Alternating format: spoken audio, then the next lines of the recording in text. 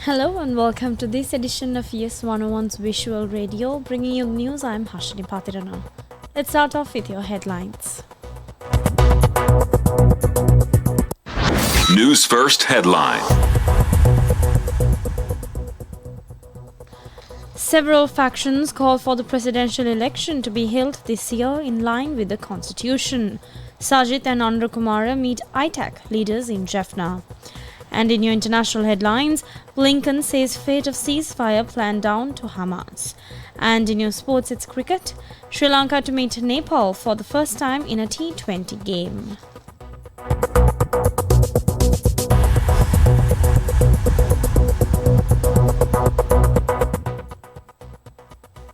Now taking a look at your top story tonight. Several factions called for the presidential election to be held this year as per the constitution, as there is no possibility to extend the president's term to 6 years.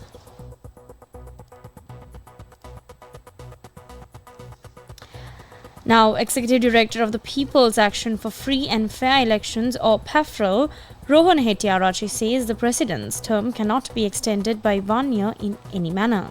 Now, Hettiarachchi says through the 19th constitutional amendment, the president's term of office was limited to 2 terms and reduced to 5 years from 6 years. He said, therefore, after the 19th amendment, the president cannot remain in office for 6 years in any manner. Sammak Jana Balaweg's spokesman S.M. Marikar also said former President Maithripala Sirisena was only able to hold office for 5 years following the passing of the 19th Amendment, and accordingly President Ranil Wickremesinghe can also only remain in office till the completion of the 5-year term. The National People's Power asserts that there is no chance of extending the succeeding president's term by 1 year.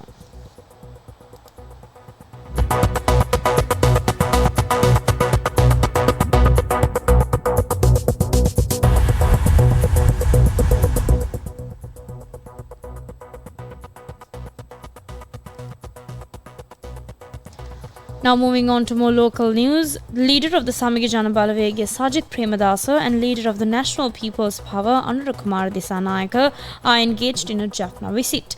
Sajid Premadasa met leaders of the Lanka Tamil Arasa Katchi yesterday, while Anura Kumara Dissanayake met the ITAC leaders today. Now following the meeting, both the leaders expressed their stance on the 13th Amendment to the Constitution. For a comprehensive report on this story and more, visit www.Newsfirst.lk and watch primetime news at 9 p.m. on TV1.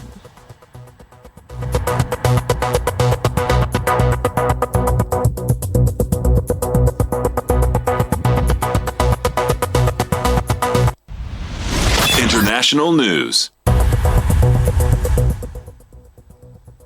Now taking your attention to news from overseas, US Secretary of State Antony Blinken has said that if a ceasefire plan backed by the US and UN does not progress, Hamas will be to blame.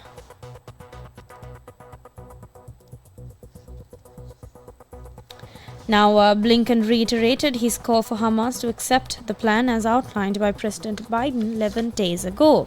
And he said that onus was on one guy hiding 10 stories underground in Gaza to make the casting vote, referring to Hamas leader Yahya Sinwar.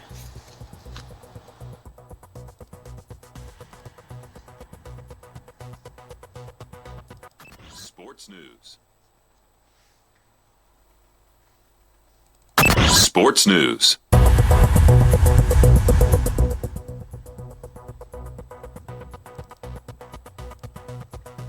Now taking a look at your news from the sports arena, Nepal will look for their first win in the T20 World Cup 2024 when they meet Sri Lanka in a crucial Group D match tomorrow in Lauderhill, Florida. Now the Sri Lankan team is set to participate in their third Group D match, while Nepal has already played one match. Speculations are rife regarding the inclusion of Dushmant Chamira or Dilshan Madhushankar in replace of Mahesh Theekshana for tomorrow's fixture. Experts suggest that the Central Broward Stadium in Lauderhill, where the match will be held, favours batsmen. According to international reports, the area surrounding the stadium experienced rainfall today. Tomorrow also marks the inaugural encounter between Sri Lanka and Nepal in a T20 match, with the match scheduled to commence at 5 a.m. Sri Lankan time. You can catch all the live action of this year's T20 World Cup cricket tournament on TV1 and www.sirasatv.lk. And additionally, all matches featuring Sri Lanka will be broadcasted on Sirasa TV as well.